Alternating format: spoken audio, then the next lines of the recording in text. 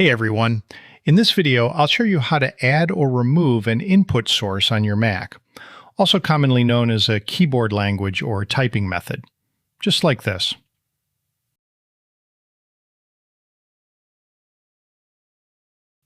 First, go ahead and open up your system settings on your Mac. Next, scroll all the way down and select Keyboard on the left sidebar. Now, over on the right side, you'll see a section called Text Input. Go ahead and click the Edit button right next to it. A new window will pop up showing all your current input sources, which are the keyboard layouts linked to the languages you've set up on your Mac. For example, I have an input source here called Telex, which is a layout used for typing in Vietnamese.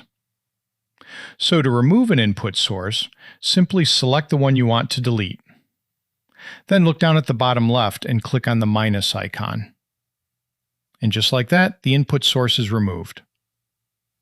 On the flip side, to add a new input source, click the plus icon instead. Choose your desired language, and if that language has multiple keyboard layouts, just pick the one you prefer and click Add. Finally, if you're juggling multiple keyboard languages, make sure to turn on the Show Input menu in Menu Bar toggle. Once that's on, a keyboard or language icon will appear right up in your menu bar, letting you easily click and switch between your different input sources. If you turn this off, that icon will simply disappear from the menu bar. Alright, thanks for watching this quick tutorial. I'll see you in the next one.